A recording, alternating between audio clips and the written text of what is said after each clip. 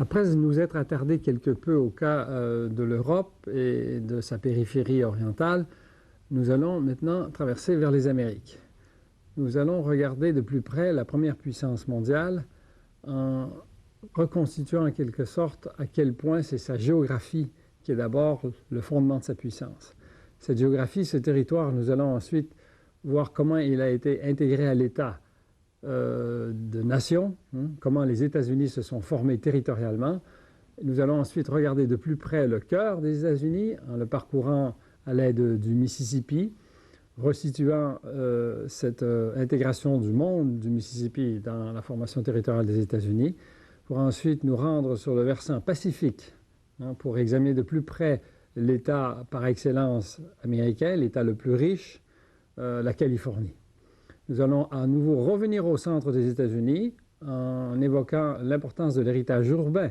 Et en particulier, nous allons regarder le cas de Chicago, si vous voulez, la capitale du cœur de ce pays, pour finalement changer à nouveau d'échelle et regarder la présence américaine à l'échelle mondiale, montrer à quel point les États-Unis du monde font partie intégrante des États-Unis d'Amérique.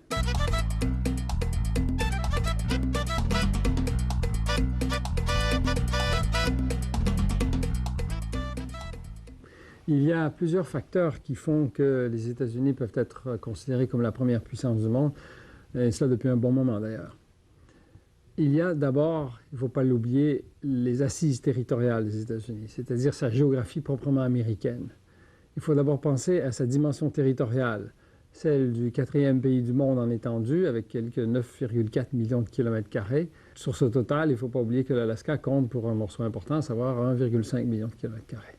Il y a aussi sa dimension démographique. Les États-Unis représentent le troisième bloc démographique, après la Chine et l'Inde, n'est-ce pas, avec quelques 278 ou près de 280 millions d'habitants, c'est-à-dire donc une population sensiblement plus importante que celle de la Russie dont nous avons parlé précédemment.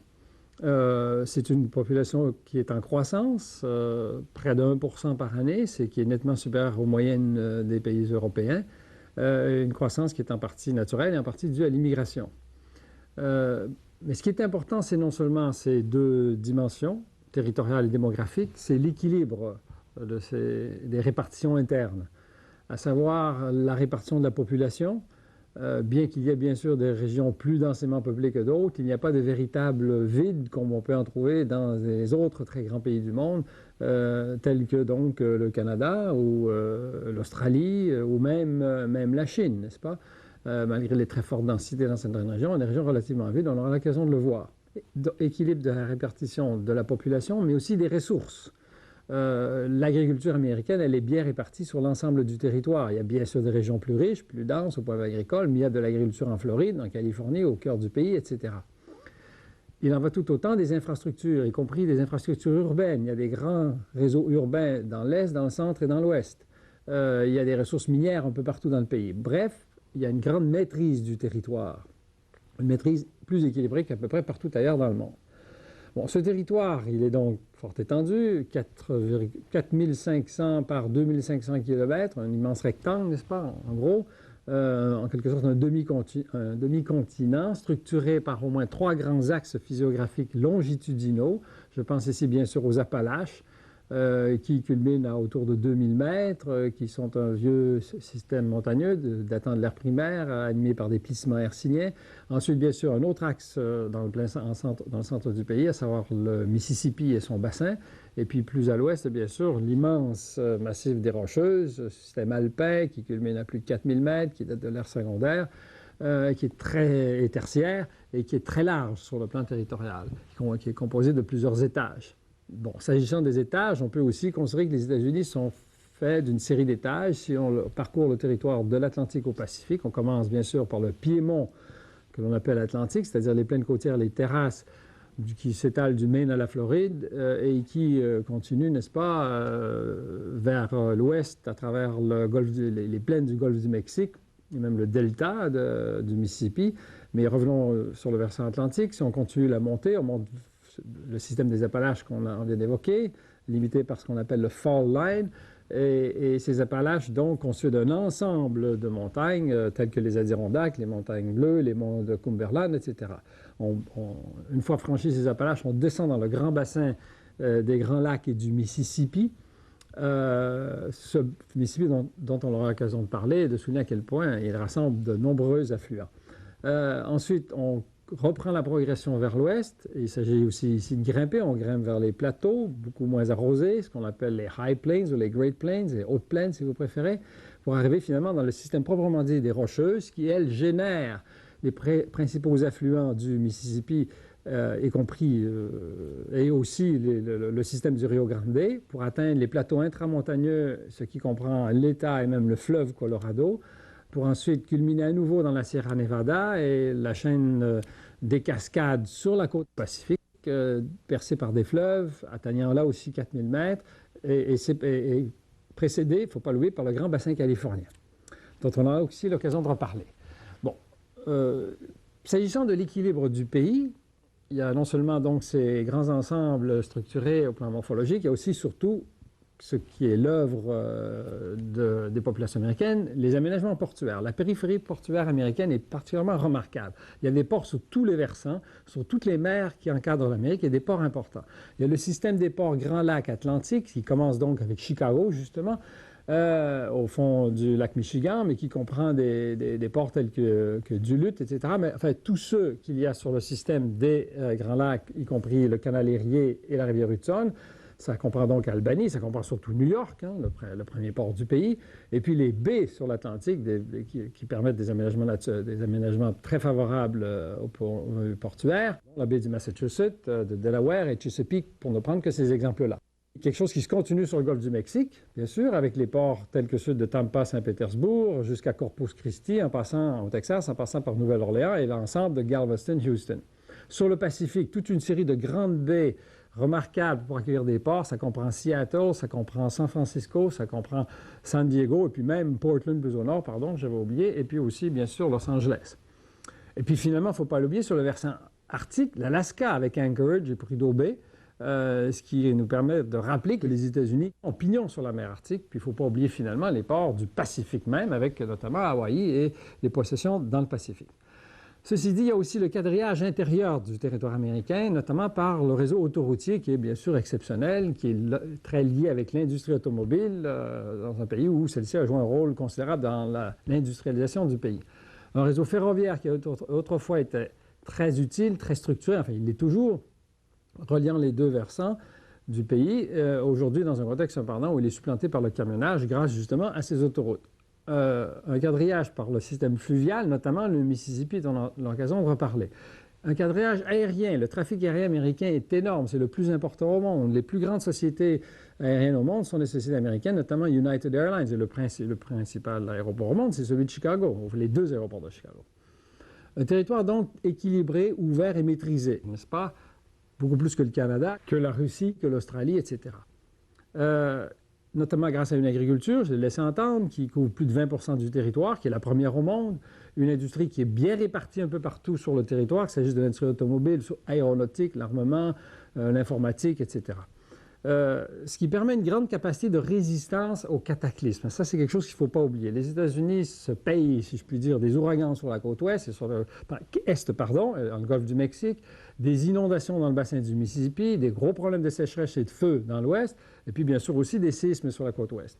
Malgré tout cela, le territoire demeure bien géré et a une capacité remarquable à résister et à se reconstruire dans le cadre de tels cataclysmes, ce qui est une caractéristique des pays riches et tout particulièrement des États-Unis.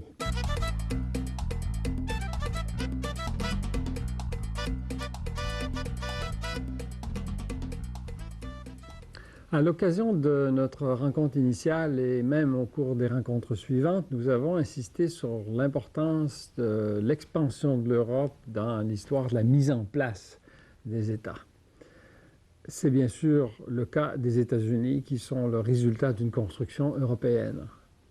Cette construction d'un océan à l'autre, n'est-ce pas, coast to coast, de l'Atlantique au Pacifique, s'est faite de façon particulièrement rapide si on regarde, si on compare à des cas tels que celui de la Russie, où nous avions souligné à quel point ça a pris à peu près un millénaire pour que la Russie et sa version soviétique, n'est-ce pas, URSS, soit constituée en tant que telle.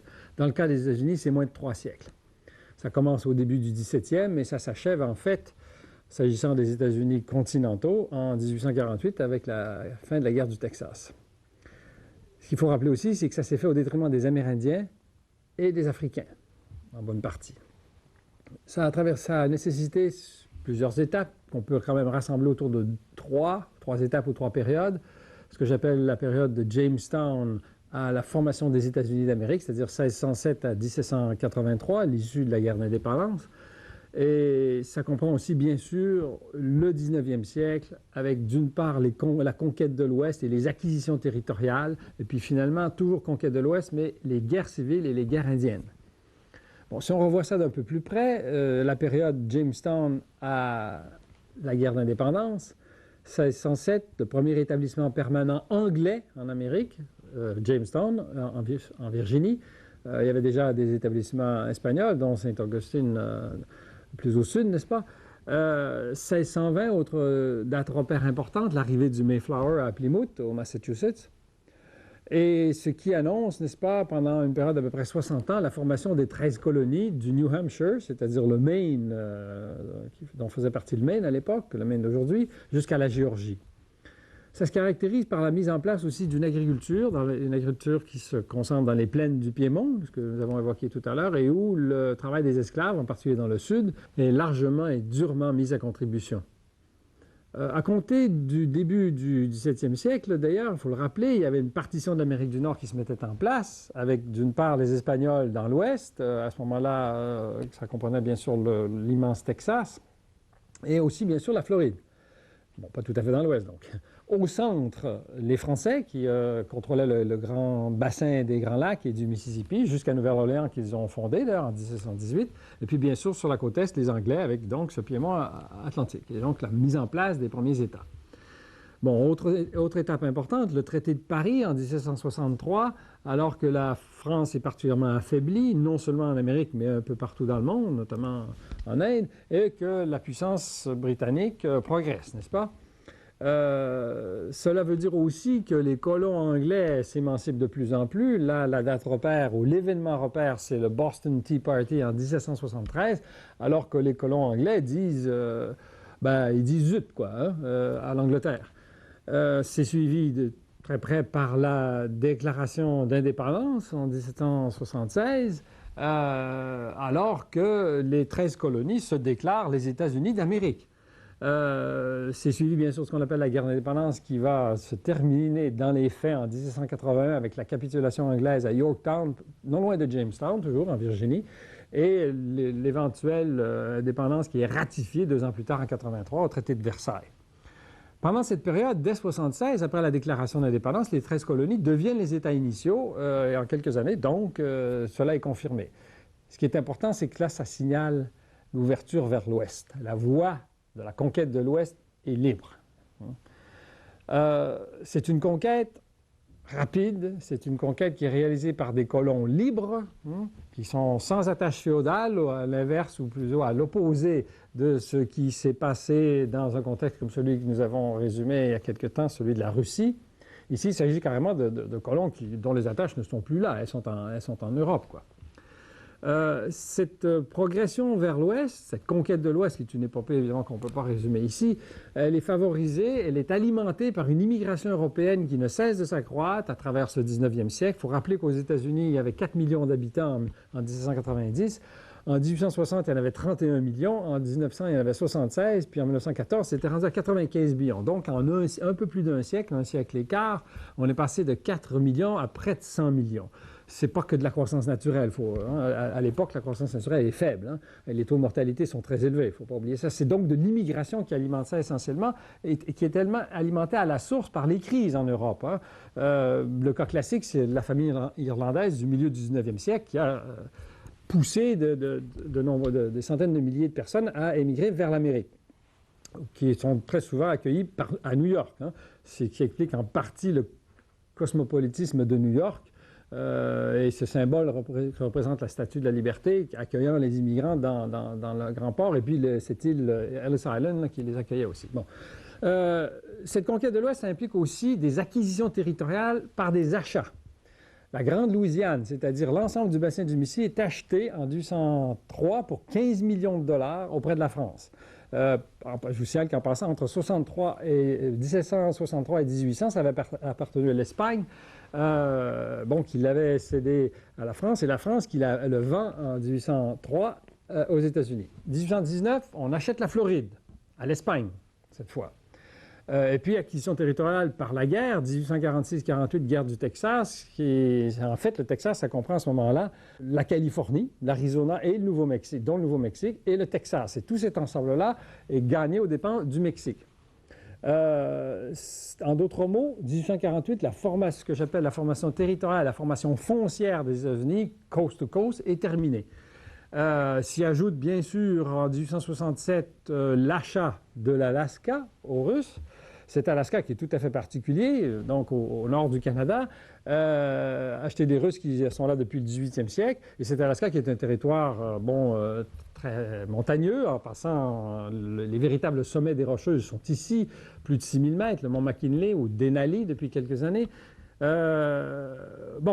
Cette époque-là, c'est aussi une époque du boom des ressources. Cette formation territoriale est accompagnée à la fois et motivée à la fois par la mise en place des grands réseaux, grâce notamment à la ruée vers l'or qui commence en 48-49 en Californie, la découverte du pétrole en 59 en Pennsylvanie, et puis la mise en place du transcontinental en 7 ans, en 1862-1869. En 7 ans, on construit l'ensemble du chemin de fer qui va permettre d'atteindre l'Ouest. Bon.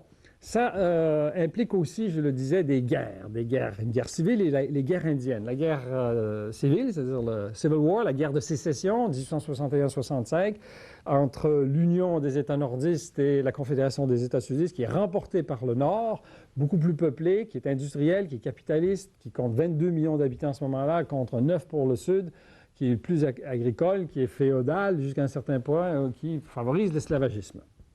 Bon, ça, c'est une hypothèque qui est levée. Ce problème du Sud féodal est levé par la guerre civile. Très sanglante, une des guerres les plus sanglantes de l'histoire. 1865-1890, donc une fois la guerre civile terminée, on se lance à l'assaut de l'Ouest, on se lance dans les campagnes d'extermination des Indiens. Les Américains se lancent dans ces campagnes. Au Nouveau-Mexique, contre les Apaches, et notamment avec Geronimo, ce chef célèbre qui se rend en 1886. Au Texas, contre notamment les Comanches qui venaient autrefois du Wyoming et qu'on réussit à vaincre dans la région de la rivière Rouge, Red River. Dans le nord-ouest, justement, on réussit à mater les Nez-Percés dans le Montana, et puis finalement dans les Dakota, les Sioux et les Cheyennes, la date ultime, 1890 à Wounded Knee, dans le sud-ouest du Sud-Dakota, alors que le chef Sitting Bull doit finalement se rendre. Cela amène donc un épisode très triste de l'histoire des États-Unis, cette extermination en bonne partie des Amérindiens, et puis l'asservissement en quelque sorte de ceux qui restent. Il y a aujourd'hui 1 million d'Indiens qui vivent dans des réserves un peu partout à travers les États-Unis, chose qui, soit dit en passant, est représentée dans les cartes de votre atlas. Bon, là, le ménage, si je puis dire, c'est un peu cynique de le dire ainsi, mais c'est comme ça que ça s'est passé, est terminé. Les États-Unis d'Amérique sont constitués, le territoire est maîtrisé, les hypothèques amérindiennes sont levées, l'expansion mondiale des États-Unis peut commencer sur, en bonne partie, les restes de l'Empire espagnol, notamment dans les Antilles et dans le Pacifique.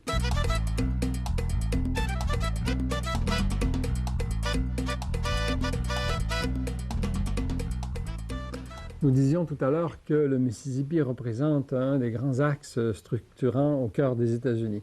En réalité, le bassin du Mississippi est beaucoup plus qu'un axe, c'est un monde en soi. Ce grand fleuve mérite bien son nom que lui donnaient les Ojibwés, c'est-à-dire Mississippi, grand fleuve. Il s'écoule sur 3800 km, c'est-à-dire à peu près le même parcours que celui de la Volga en termes de distance. Son bassin est de 4 millions de kilomètres carrés, ce qui représente, il faut bien le souligner, à peu près la moitié du territoire des États-Unis centraux, en excluant l'Alaska. Donc un bassin près de 3 fois plus étendu que celui de la Volga. Il est au cœur du pays, on l'a laissé entendre plusieurs fois. Il est alimenté à la fois par des cours d'eau provenant des Appalaches, qui elles sont à 400 km de l'Atlantique en gros, et à la fois par des affluents provenant des flancs des Rocheuses, n'est-ce pas, et des hauts plateaux, qui, elles, ces rocheuses, sont à 800 km du Pacifique. Donc, bref, le Mississippi est vraiment au cœur du pays. Il draine, en fait, au moins partiellement, 31 des 48 États des États-Unis centraux, et même un petit morceau du Canada, c'est-à-dire dans le sud de la Saskatchewan et de l'Alberta. Son débit moyen est de 17 000 m3 c'est-à-dire à peu près 2 fois le débit moyen de la Volga. Il est cependant très variable, il est très colérique en réalité, et son débit maximum en période de crue peut atteindre 70 000 m3, ce qui est encore plus que la Volga. Il peut donc aussi être très sage, descendre jusqu'à une moyenne mensuelle de 8 000 m3. Bref, c'est un fleuve à surveiller. Son empire est considérable, son territoire tel qu'il est délimité par ses affluents et leurs propres bassins respectifs. On va en parler un petit peu plus tard. La découverte du Mississippi, du cours du Mississippi par les Européens, fait partie de l'épopée de la pénétration de l'Amérique. Finalement aussi, il faut rappeler que le cours du Mississippi, comme celui de tous les grands fleuves, est jalonné de villes importantes et que lui-même, à la fois parce qu'il faut le contrôler et parce qu'on l'utilise, il rend des services, n'est-ce pas, si je puis dire, à la géographie des États-Unis. Bon, ce que j'appelle l'empire du Mississippi, son domaine, on peut le parcourir notamment en allant chercher ses sources dans le lac Itasca, dans le nord du Minnesota, à une altitude de simplement à peu près 500 mètres dans des collines du nord du Minnesota. Ici, c'est un cours d'eau très modeste, bien sûr, qui se précipite vers le sud et qui commence à recevoir des affluents de plus en plus importants, tant en provenance de l'ouest que de l'est, dont la rivière Minnesota et la rivière des Moines, dont surtout sur sa rive droite, la rivière Missouri, qui est elle-même très puissante à ce moment-là, qui est plus puissante que ne l'est à ce moment-là le Mississippi, ce qui fait que le nom, on pourrait bien l'appeler le fleuve Missouri pour le reste de son parcours. Ici, il a déjà 2000 m3 de débit. Il est lui-même déjà beaucoup plus long que le Mississippi. Il fait plus de 4000 km de longueur à cet endroit-là déjà, le Missouri. Ce qui fait qu'en réalité, l'ensemble de ce parcours Missouri-Mississippi fait de ce fleuve l'équivalent du Nil ou même supérieur au Nil ou à l'Amazon en termes de longueur. Enfin, peu importe, ce Missouri, rappelons-le, a sa source dans les Rocheuses, dans le parc Yellowstone. Ensuite, plus au sud, rive droite toujours, les rivières Arkansas et la rivière Rouge, Red River. Sur le versant gauche, la rive gauche, les rivières Wisconsin et Illinois, et surtout l'Ohio, le principal affluent, 8000 m3, donc il contribue pour déjà la moitié du débit qu'aura le Mississippi à son embouchure. Cet Ohio qui vient des Appalaches, qui reçoit lui-même plusieurs affluents importants, dont la rivière Tennessee, qui vient de recevoir la rivière Cumberland. Ceci dit, le Ohio est si puissant que lorsqu'il arrive, il rejoint le Mississippi à la hauteur de Cairo, il peut, en période de crue, lorsque lui-même est en période de crue, c'est-à-dire la période de la fonte des neiges au printemps, refouler le Mississippi. Le cours du Mississippi est inversé, il y a donc des inondations dans le centre du bassin. Et aussi, il peut y en avoir dans le bassin inférieur pendant la période du maximum au printemps et pendant l'été, à partir d'avril. Bon, les régions que traverse le Mississippi, un peu comme celles de tous les grands fleuves, sont assez caractérisées. Le haut bassin du Mississippi est une région, le repère, c'est la confluence avec la rivière Illinois. On est ici carrément dans une grande région agricole, dans le Corn Belt qui est en train de devenir de plus en plus le Soya Belt, pour ensuite donc arriver dans le bassin central, entre en gros l'Illinois et l'Ohio. Ici, on commence à avoir de plus en plus de cultures de tabac, de coton, bien sûr, ce qui annonce la plaine inférieure, qui est beaucoup plus évasée au sud de la confluence avec la rivière Ohio. On est ici dans un grand bassin sédimentaire, une grande plaine inondable de 90 000 km², qui correspond en fait à un ancien golfe, une mer intérieure qui a à peu près 50 000 ans d'âge, ce qui est jeune au point de vue géologique. En d'autres mots, la mer remontait jusque-là. On est donc ici dans un secteur où le Mississippi commence à hésiter. Il se divise en plusieurs bras, plus il approche de son delta. Il est formé de nombreux méandres, il y a des cours parallèles, il y a des bassins indépendants qui se délimitent en fonction de la hauteur des eaux, du niveau de l'eau. On arrive, bref, dans le delta, où là, il y a plusieurs bras. On est dans le monde des bayous. Bon, cet ensemble-là, il a été découvert à l'Occident, ou plus exactement aux Européens, par étapes. Ça a été lié à l'exploration de l'Amérique, bien sûr. Et lui-même, il a représenté pendant longtemps le Mississippi, une espèce de frontière entre l'Est et l'Ouest, un peu comme la Volga, un peu comme le Rhin, n'est-ce pas? Dans le cas des États-Unis, au-delà du Mississippi jusqu'au 19e siècle, jusqu'à la conquête de l'Ouest, c'était le Indian Country qui était peu maîtrisé. Bon. Quoi qu'il en soit, d'ailleurs, de 1783 à 1800, il représentait la frontière entre les États-Unis et les territoires espagnols. Au moment où les États-Unis ont été formés, la frontière avec le territoire espagnol, c'était le Mississippi. Puis aujourd'hui, je vous signale, il sert de limite entre plusieurs États, une dizaine d'États qui sont séparés par ce Mississippi, les uns des autres, comme le Tennessee et l'Arkansas, par exemple. Bon, il a été découvert, je disais, par section, d'abord par des Espagnols, de Soto, en 1541, qui est arrivé sur les rives du Mississippi à la hauteur de Memphis, ce qui va devenir Memphis. À la fin du 17e siècle, Cavalier de la Salle et le père Marquette descendent jusqu'à l'embouchure. Ils revendiquent toute la rive droite au nom de Louis XIV, et d'où le nom la Louisiane. Nouvelle-Orléans est fondée en 1718, et puis c'est l'époque d'espoir qui va être suivie des grandes transactions, 1763, dont on a déjà parlé, 1800 et 1803, alors que Napoléon, donc, qui a besoin de financer ses guerres, vend la Louisiane aux États-Unis. Bon. Les villes de ce parcours, ça comprend, parce qu'on a parlé de l'héritage urbain, hein? Si on recommence au nord, Minneapolis-Saint-Paul, symbole de la céréaliculture, ce qu'on appelle les Twin Cities, qui sont célèbres pour leur minoterie, le brassage de la bière dans la région aussi, Saint-Louis, bien sûr, la grande ville du bassin du Mississippi central, avec à la confluence avec ce grand affluent qui est le Missouri, ville fondée, enfin un poste qui a été fondé en 1764 par des trappeurs français, une ville qui a été le lieu de la construction du premier pont en 1874. Un siècle ou presque un siècle plus tard, dans les années 1960, on construit l'Arche sur les rives du Mississippi qui symbolise la conquête de l'Ouest, n'est-ce pas? Parce que c'est d'ici, de cette région-là, qu'est parti le transcontinental. Les 7 années dont je parlais tout à l'heure de construction, c'est là que ça commence. C'est là que ça commence. Une ville qui est aussi, au point de vue de sa population, très noire. Il y a près de la moitié de la population qui est d'origine africaine, une population totale de 2,5 millions. Si on continue, Memphis, ville du coton, 50% de population noire aussi. Et là, on commence à arriver dans la pauvreté du Sud, une ville assez caractéristique du Sud des États-Unis.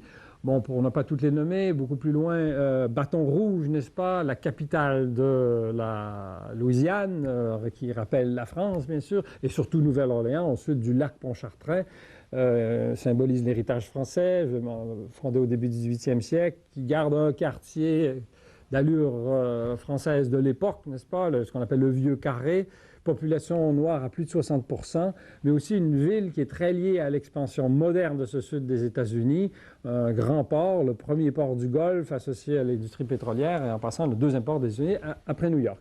Bon, ce Mississippi a beaucoup servi à la navigation, hein, on l'a laissé entendre. Pensons au début du 19e siècle, alors que se développe cette navigation, qu'au milieu du 19e siècle, c'est l'âge d'or des steamboats, vous savez, ces bateaux à aubes, n'est-ce pas, célébrés dans l'œuvre de Mark Twain, enfin non seulement les bateaux, mais cet épisode de l'histoire américaine, milieu 19e siècle en gros, l'époque où se développe beaucoup la culture du coton, une navigation qui commence à péricliter alors que les États-Unis se tournent de plus en plus vers l'ouest. Après cette guerre civile dont nous avons parlé, la construction du transcontinental, la fin des guerres indiennes, la conquête de l'Ouest s'accélère, et là, l'axe maîtresse, n'est-ce pas, c'est l'axe est-ouest et non plus l'axe nord-sud. Le Mississippi va rester quand même important pour le trafic local, notamment entre les villes qui jalonnent son cours, entre Cairo et Nouvelle-Orléans, pour donner un exemple. Le Mississippi aussi est associé à l'industrialisation du cœur des États-Unis. En 1933, la Tennessee Valley Authority est mise en place par Roosevelt pour relancer l'économie américaine, ce qu'on appelle l'époque du New Deal, n'est-ce pas? On fait cela à la fois pour contrôler les inondations, mais pour créer des sources d'énergie, pour relancer l'industrie. On construit une trentaine de barrages, des lacs artificiels, avec le résultat qu'aujourd'hui, au point de vue hydroélectricité, c'est un bassin qui est aussi productif que l'ensemble, plus productif même que l'ensemble du bassin de la baie James. De grands barrages sont construits sur les affluents, en particulier sur le Missouri, sur l'Ohio, ces affluents puissants, le Tennessee, l'Arkansas, etc. Ces barrages aussi sont associés à des levées, construction de levées pour contrôler l'irrigation, pour régulariser le débit, pour notamment la culture du coton, pour régulariser la navigation aussi, puis pour aussi essayer de gérer les problèmes de pollution liés au développement industriel. Tout cela dans un contexte où la compétition par les autoroutes, n'est-ce pas, les camions, le camionnage dont on a déjà parlé, relègue le rang d'artère à un rang local, mais un rang qui témoigne d'un héritage historique fondamental.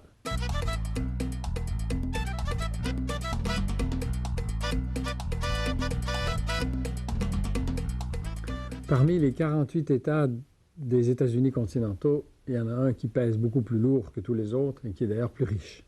Il s'agit bien sûr de la Californie. Avec quelques 33 millions d'habitants, c'est de loin l'État le plus peuplé.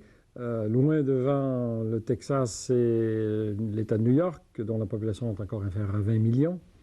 Cette population donc de la Californie représente à peu près 12% du total américain. Au plan superficie, cette Californie couvre quelques 400 000 km², ce qui en fait le troisième, loin derrière l'Alaska et derrière le Texas. Une population qui est particulièrement bien répartie, 80 habitants au kilomètre carré, c'est-à-dire plus de 2 fois la moyenne nationale. C'est le résultat d'une longue et riche histoire, à l'échelle en tout cas américaine, puisque les Espagnols y sont arrivés en 1542, à souligner à quel point les Espagnols ont précédé un peu partout, les Anglais, bien sûr, les Français, dans ce continent nord-américain. Bon, colonisation espagnole qui s'amorce beaucoup plus tard, au XVIIIe siècle, avec la fondation de missions un peu partout sur la côte, et puis éventuellement l'annexion au Mexique, donc en 1822, et plus rapidement encore, intégration au territoire américain suite à cette guerre du Texas dont nous avons déjà parlé, donc après le traité de Guadalupe Hidalgo en 1848. La Californie devient État américain 2 ans plus tard. Et son importance, d'ailleurs, est déjà soulignée par la ruée vers l'or qui a commencé en 48-49. Et puis elle est consolidée par l'arrivée du rail transcontinental en 1869 à San Francisco. S'agissant de l'héritage hispanique, il a pris une nouvelle forme, n'est-ce pas, puisqu'aujourd'hui 25% de la population de la Californie est d'origine hispanique. Bon, c'est un État riche en ressources, notamment en hydrocarbures et en fer. C'est un État qui, au point de vue climatique, est particulièrement favorisé puisqu'une bonne partie de son territoire a un climat de type méditerranéen, bien qu'il y ait aussi des régions fort désertiques affectées par la sécheresse et les feux. Il est favorisé aussi par le fait qu'il a cette longue façade sur l'océan, qu'il est doté de montagnes alpines, mais qu'hélas aussi, il est animé par des séismes qui peuvent être assez désastreux. Il représente aussi une puissance agricole, le premier État agricole aux États-Unis, riche en agrumes, riche sur le plan de l'élevage, sur le plan de la culture aussi du coton, et puis il ne faut pas l'oublier sur le plan de la viticulture. Finalement, une véritable puissance militaro-industrielle, industrie lourde, industrie de pointe en électronique, pensons à Silicon Valley. La Californie a une géographie dont on peut faire le tour, on vient d'en évoquer des éléments, un peu de la façon suivante. Ici aussi, on a un grand rectangle, mais dans un axe différent de celui du territoire américain proprement dit. Un grand rectangle nord-sud, donc, associé à la côte du Pacifique, donc appuyé sur la mer, mais aussi appuyé à l'intérieur sur la Sierra Nevada, à plus de 4000 mètres. Au cœur duquel, un grand bassin sédimentaire, avec aussi des grands espaces forestiers, mais aussi le désert dans le sud, mais aussi et surtout cette agriculture essentiellement dans le grand bassin. C'est bien, à certains égards, l'Eldorado tel que les Espagnols l'avaient désigné lorsqu'ils l'avaient découvert, ce territoire, ou l'avaient fréquenté au milieu du XVIe siècle. Bon, reprenons sa morphologie. À l'intérieur, la Sierra Nevada, et puis bien sûr la chaîne côtière. Entre les deux, le grand bassin, le Great Basin ou la Grande Vallée, desservi par les rivières Sacramento et San Joaquin, extrêmement riche au point de vue agricole. C'est un des hauts lieux de l'agriculture mondiale que ce grand bassin de Californie. Agriculture irriguée, avec des aqueducs nombreux, une eau qui est importée en fait des États voisins en bonne partie. Une Californie qui donc accueille la meilleure viticulture américaine. Plus de 80% du vin produit aux États-Unis l'est en Californie. Les hauts lieux de cette viticulture, qui est, soit dit en passant, pratiquée aussi dans le bassin central, se situe au nord de San Francisco avec la vallée de Napa notamment et la vallée de la rivière russe, au Russian River. Bon, j'ai parlé de l'eau. La Californie a en fait un problème d'eau. C'est une région en partie désertique, symbolisée par la et le désert dit de la Death Valley, la vallée de la mort, le désert de Mojave, et puis même le Salton Sea. En passant, le Death Valley et le désert de Salton Sea sont largement en dessous du niveau de la mer. Cette Californie se caractérise aussi par un réseau urbain puissant sur la côte, essentiellement sur la côte. Les principales villes y sont San Francisco au centre-nord, et puis bien sûr à l'extrême sud, San Diego, avec plus près de San Diego dans le sud, l'immense conurbation de Los Angeles, qui est la deuxième ville des États-Unis. Cette Californie qui représente à bien des égards le rêve américain. D'abord parce que l'héritage historique ici est quand même un peu plus riche que celui de bien d'autres régions, ne serait-ce que parce qu'il y a l'apport espagnol, qu'il y a l'apport de plus en plus asiatique, et qu'aussi il est symbolisé par cette centrale de production idéologique qu'est Hollywood, donc essentiellement californienne. C'est un rêve américain aussi parce que c'est un pays riche, riche au point de vue industriel, riche d'universités, riche sur le plan militaro-industriel. Il y a un lien entre ces choses, j'y reviendrai. La recherche universitaire a été beaucoup développée en Californie du fait de la Deuxième Guerre mondiale et ceci a encouragé le développement de l'industrie militaire sur place. C'est un lieu d'innovation que cette Californie sociale, culturelle, législative même à bien des égards. C'est un lieu qui est très riche sur le plan naturel. La côte californienne est célèbre parce qu'elle est belle dans bien des secteurs, parce que les parcs nationaux, ils sont nombreux, ils sont immenses. Les monuments nationaux aussi. Il y a notamment les parcs nationaux de Lava Beds et de Lassen Volcanic National Park au nord, en plus au sud Yosemite, Kings Canyon, Sequoia, et puis les National Monuments que représente la Death Valley et puis le Joshua Tree National Monument. C'est une destination migratoire que cette Californie, l'immigration interne, l'immigration en provenance du Mexique, dans un contexte donc où on trouve encore des réserves indiennes dans le sud du pays. Cette Californie, c'est la porte sur le Pacifique, c'est la porte sur le Mexique, c'est très impliqué dans l'ALENA, on y reviendra lorsqu'on parlera du Mexique. C'est aussi le lieu de la grande ville de Los Angeles, agglomération de 15 millions d'habitants, la deuxième grande région métropolitaine, où sont nombreux les Noirs, les Asiatiques et surtout les Hispaniques. Mais parlant d'héritage hispanique, parlons de San Francisco. La porte dorée sur le Pacifique. Parce qu'au-delà des villes de l'Eastern Seaboard, de la façade atlantique et des villes du centre, dont Chicago, dont nous parlerons dans un moment, il y a bien sûr les villes du Pacifique. Et les villes dans l'ensemble de l'Ouest, le Texas aussi, l'Arizona. Bon, s'agissant de San Francisco, c'est une véritable ville de caractère, une ville qui est un témoin de l'histoire et de la géographie de l'Ouest. De l'histoire parce que d'abord, c'est à une mission espagnole, que c'est là que la ruée vers l'or, c'est dans cette région que la ruée vers l'or s'est animée, que le transcontinental s'est posé. C'est une région qui a subi bien des désastres. Il y a eu le grand séisme de 1906 qui a détruit en bonne partie San Francisco à la suite d'un incendie, un peu comme Vancouver et Seattle aux mêmes époques, n'est-ce pas? C'est aussi le symbole du déplacement du centre de gravité des États-Unis vers le Pacifique. Notamment à cause, encore une fois, je l'ai dit, de la Deuxième Guerre mondiale, de la guerre du Vietnam, de la recherche et des universités. Une ville qui est très vulnérable, les séismes, 1989, le grand tremblement de terre. Une ville dont la géographie est très complexe aussi, une ville de collines, une ville cosmopolite, peuplée par une minorité chinoise, des Noirs, des gens d'origine hispanique.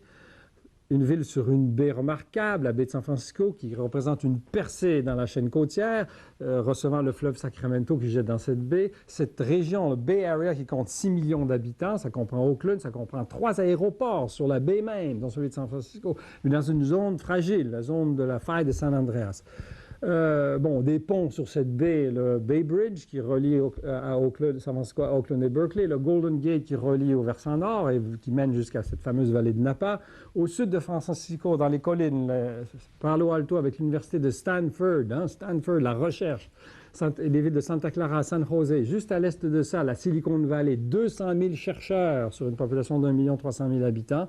Et puis plus au sud, on s'éloigne un peu des grosses têtes, les plages, les petites villes telles que Monterey, qui rappellent l'œuvre fondamentale de Steinbeck. Bref, en effet, encore à bien des égards l'Eldorado, plutôt un reflet des richesses, des drames, des rêves et des ambitions de l'Amérique d'aujourd'hui et de l'avenir.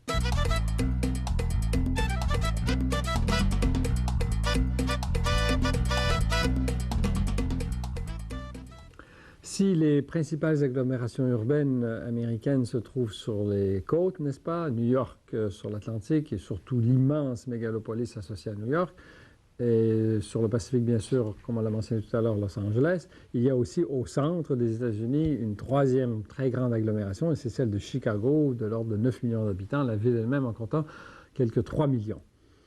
Cette agglomération est assez symbolique des villes étendues, hein. Elle s'étend du nord au sud sur plus de 100 km le long des rives très basses et souvent marécageuses du lac Michigan. Elle s'étire aussi vers l'intérieur dans un arc de cercle qui compte 60 km, donc vers l'ouest, et tout cela étant traversé par de nombreux petits cours d'eau, donc un plat pays symbolisant l'étalement urbain caractéristique de bien des villes américaines favorisées par le développement autoroutier. Bon, l'histoire de cette agglomération est relativement ancienne, en ce sens qu'au centre du continent, il a été donc fréquenté, ce secteur, notamment par les Amérindiens. Il s'agissait d'un lieu de portage, en tout cas quand les Occidentaux y sont arrivés, déjà fréquenté par les Indiens, sur les rives du lac. En 1673, ce portage-là a été emprunté par le père Marquette et Louis Joliette. Ce père Marquette qui plus tard a abouti au sud du Mississippi, n'est-ce pas? Un fort anglais n'y a été établi qu'en 1803, Fort Dearborn. Bon. C'est rapidement devenu cependant un lieu de commerce, en particulier pour le bétail, parce que la région est devenue un lieu d'élevage très important avec cette progression des États-Unis vers l'ouest. D'autant plus important qu'on est ici au contact des Grands Lacs et du bassin très voisin, n'est-ce pas, du Mississippi. En 1848, une voie navigable est même creusée permettant de relier Chicago à la rivière Illinois, vous le savez, elle-même, qui se jette éventuellement dans le Mississippi. Ce canal, cette voie navigable a d'ailleurs été recreusée plusieurs fois jusqu'à ce qu'elle soit abandonnée en 1932, une époque où là, le rail avait vraiment supplanté le transport maritime. D'ailleurs, le rail avait commencé à se développer, à prendre le relais au milieu du siècle, donc 1850, quelque chose comme ça, à une époque où, comme je vous disais tout à l'heure, l'axe central est devenu est-ouest et non nord-sud dans la formation des États-Unis. Quoi qu'il en soit, la vocation commerciale, la vocation de centre de communication de Chicago était déjà bien implantée. Chicago devient le premier grand centre de commerce du bétail aux États-Unis et carrément au monde, avec des abattoirs nombreux. C'est toujours donc le premier au pays, situé au cœur du Corn Belt dont nous avons parlé tout à l'heure. C'est aussi le siège de la bourse des céréales et de la viande. C'est ici que le prix du steak est fixé, c'est à Chicago. La première bourse de la viande au monde, c'est ici. Situation au point de contact entre l'est des États-Unis, entre le centre-nord, donc, et la région des Grands Lacs industriels, et entre l'ouest agricole. Toute chose qui explique que Chicago soit devenu et soit demeuré le premier centre ferroviaire aux États-Unis, le premier centre ferroviaire pour au moins le transport du fret dans le monde même. Premier centre de camionnage au pays, rassemblant le siège de quelques 200 entreprises de camionnage. Premier aéroport de passagers au monde, troisième pour le fret aux États-Unis, centre aéroportuaire centré sur les deux aéroports de O'Hare et Midway. O'Hare au nord, Midway presque au centre de la ville, enfin de l'agglomération, et le premier port intérieur du pays, à rappeler car il est articulé à la voie maritime du Saint-Laurent. C'est aussi, bien sûr, un grand centre industriel. On est dans la région du fer et du charbon, n'est-ce pas, des Grands Lacs. La métallurgie s'est donc largement développée, ce qui a fait d'ailleurs de Chicago une ville ouvrière, berceau du syndicalisme américain, marqué par la période de la Prohibition, 1919-1933, le développement de la mafia, des épisodes donc très importants dans l'histoire à la fois du syndicalisme, du crime, hélas, et puis bien sûr de la législation américaine. Une ville très cosmopolite, une ville qui a accueilli elle aussi beaucoup d'immigrants. Les Irlandais, les Polonais, le plus grand centre de descendants polonais dans le monde, en dehors de la Pologne, c'est ici, des Tchèques, des Juifs bien sûr, des Allemands, et puis de plus en plus des Hispaniques ou des gens d'origine mexicaine. 40% de la population est d'origine noire, à souligner à quel point dans les grandes villes américaines, la proportion de la population noire est généralement largement au-dessus de la moyenne. 12% de la population américaine est d'origine africaine, mais dans de nombreuses grandes villes, on l'a déjà mentionné à plusieurs reprises, la proportion des Noirs est beaucoup plus élevée que cela. Dans la ville de Gary, qui fait partie de la grande agglomération, qui est au sud, qui est un centre sidérurgique, qui est même dans l'État de l'Indiana, la population d'origine noire est de 70%.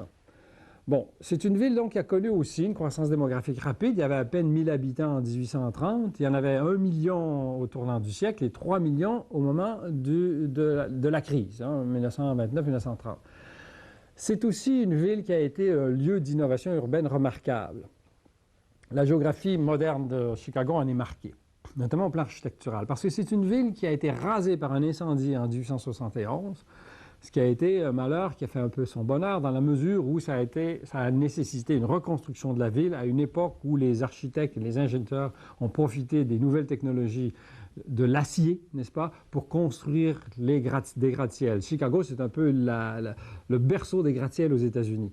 Dans une ville qui avait besoin d'édifices solides, on était dans la cité des vents, de Windy City, et il fallait donc construire des édifices qui résistaient à ces vents.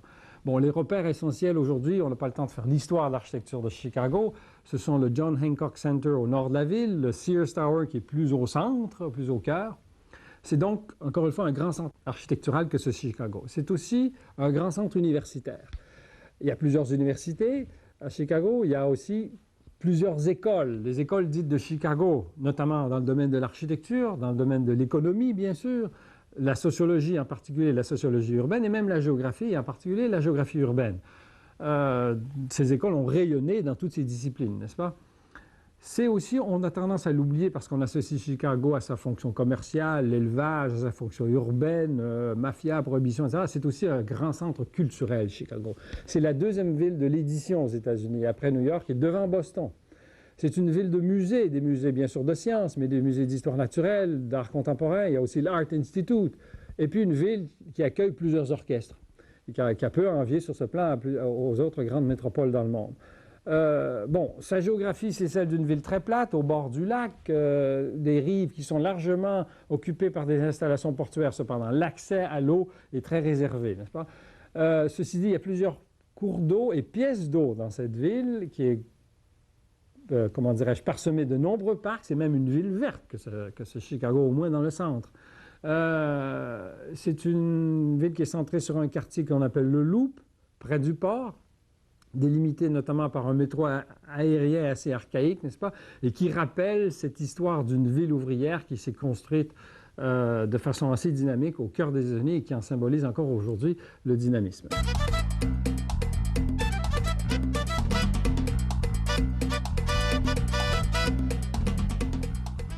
Nous avons évoqué plus tôt combien la puissance des États-Unis est d'abord fondée dans la puissance de son territoire continental. Mais elle est aussi fondée sur sa présence à l'échelle mondiale, sur la présence des États-Unis à l'échelle mondiale.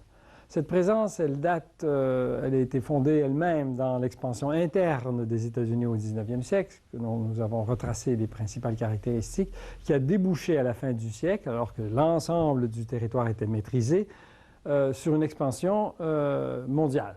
D'abord dans les Antilles et dans le Pacifique, sur les vestiges de l'Empire espagnol, n'est-ce pas, notamment aux Philippines, à Hawaï, et puis bien sûr Puerto Rico et Cuba.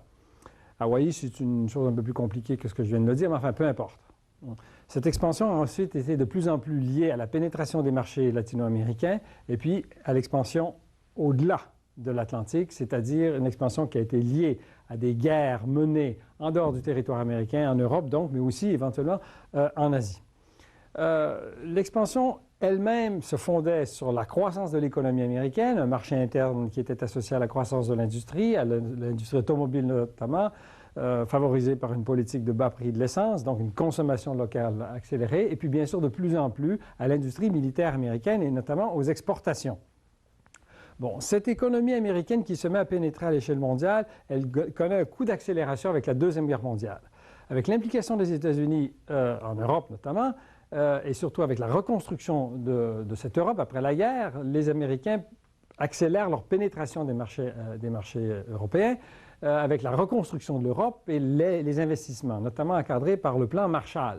La même chose se passe un peu aussi en Asie, au Japon, en Corée et même à Taïwan, dans la mesure où dans ces trois pays, non seulement les États-Unis accroissent leur investissement, mais surtout sont impliqués dans les réformes agraires qu'ils vont même financer.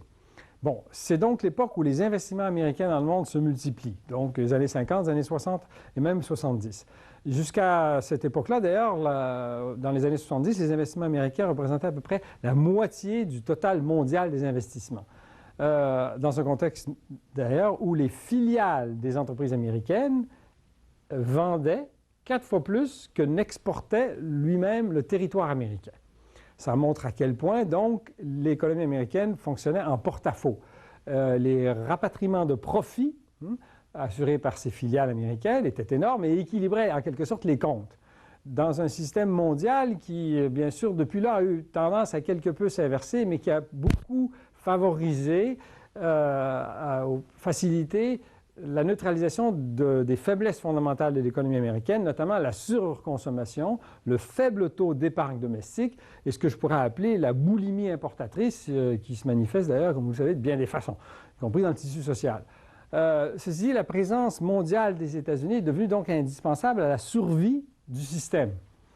Dans un contexte où, cependant, les Américains ont gagné la guerre froide, n'est-ce pas, qui s'est terminée en gros avec l'effondrement de l'URSS, les États-Unis dominent plusieurs des instances mondiales. En quelque sorte, les Américains sont présents un peu partout. Mais d'abord, par leur territoire. Le territoire américain, on l'a laissé entendre, ce n'est pas seulement les États-Unis continentaux, c'est l'Alaska, face à l'Arctique, face à la Russie et à l'Asie, il ne faut pas l'oublier. Ce sont aussi les possessions américaines dans les Antilles, à Porto Rico, la base navale de Guantanamo sur le flanc sud-est de l'île de Cuba, il ne faut pas l'oublier celle-là. Sur la présence américaine par investissement interposé dans bien des pays latino-américains, dans des propriétés de plantation, etc. Mais aussi et surtout, parlons toujours de la présence territoriale, dans le Pacifique. Les îles Hawaï, intégrées en 1998, devenues État en 1959, avec les grandes bases de Pearl Harbor et de Wickham, celle-ci une base aérienne, les bases de Midway, de Johnston, de Wake, des bases dans les Mariannes qui n'appartiennent pas aux États-Unis mais qui sont reliées aux États-Unis, la base américaine dans l'île de Guam, énorme, qui a servi au bombardement du Vietnam, dans les îles Marshall qui sont en association avec les États-Unis, des associations de défense souvent, y compris en Micronésie, dans les îles Palau, dans les Samoa américaines, et puis même au Japon, à Okinawa, où les Américains entretiennent des troupes, tout comme en Corée, où il y a encore une centaine de milliers de soldats américains dans les bases que les États-Unis y maintiennent. Parce que finalement, les États-Unis sont devenus, ou demeurent, le gendarme mondial. Ils entretiennent des troupes dans plusieurs pays d'Europe, ils ont des flottes dans tous les océans et même en Méditerranée. Leurs interventions en Yougoslavie, ex-Yougoslavie en ont témoigné. Ils ont une capacité logistique et financière d'intervention qui est considérable, notamment aussi parce qu'ils disposent de la puissance nucléaire ou de la menace nucléaire. Bon, cette omniprésence des États-Unis, récapitulons, c'est celle de la première puissance militaire. C'est aussi celle de la première puissance diplomatique dans le monde. C'est celle de la... Quand je dis diplomatique, j'entends aussi par sa présence à l'intérieur des instances internationales. Première puissance économico-financière. Pensez à la Banque mondiale, qui est d'abord américaine, et le Fonds monétaire international, qui fonctionne beaucoup aux yeux et aux doigts des Américains. Pensons aux investissements que génère le territoire américain et que de plus en plus le territoire américain reçoit, accueille. La première frontière d'investissement au monde, ce sont les États-Unis. Première puissance industrielle, en particulier aéronautique, tant dans le domaine civil que dans le domaine militaire. Première puissance commerciale, les exportations notamment agricoles. Il ne faut pas oublier, les États-Unis sont de loin le premier exportateur agricole dans le monde. Ils assurent 20% des exportations agricoles totales. Sur un territoire qui est largement cultivé. Pour un territoire aussi grand, il y a plus du cinquième qui est cultivé, c'est-à-dire près de 2 millions de kilomètres carrés. Les États-Unis assurent 50% des exportations de céréales dans le monde. Ils en contrôlent une partie encore plus grande dans la mesure où ils contrôlent largement celle du Canada via les multinationales telles que Cargill et Bunge, par exemple. Premier exportateur de loin d'armement dans le monde. Aussi premier acheteur, presque toutes catégories confondues, sauf agricole bien sûr, dans le monde. Les États-Unis ont sur ce plan un gros déficit. Le commerce extérieur américain annuel à la fin du 20e siècle se chiffre à un peu plus de 2 trilliards en valeur, 2 trilliards de dollars. Ça correspond à peu près au total du commerce extérieur des 2 autres grands pays commerçants dans le monde, des 2 autres plus grands pays commerçants, l'Allemagne d'abord, le Japon ensuite. Les États-Unis ont une balance commerciale, il faut le rappeler, négative, surtout à cause des importations de biens, parce que dans le cadre des services, là, leur balance est positive. Tout cela, cette présence, elle est en quelque sorte encadrée, chapeautée, si je puis dire, par la présence idéologique, qui se manifeste notamment par des produits de grande consommation aussi simples, mais quand même omniprésents que les produits de Coca-Cola et les produits de McDonald's, mais aussi par des véritables véhicules idéologiques que sont les productions de Hollywood, le cinéma américain, n'est-ce pas, la télévision américaine, les chaînes d'information américaines telles que CNN, toutes choses qui en fait sont étroitement reliées à cette nécessité pour l'équilibre de l'économie américaine d'une omniprésence économique, mais d'une omniprésence économique qui est entretenue par un discours, donc à savoir celui véhiculé par les instances que je viens de mentionner, qui confirme à quel point la plus grande puissance au monde, tous égards, établie à l'échelle planétaire, ce sont bien les États-Unis.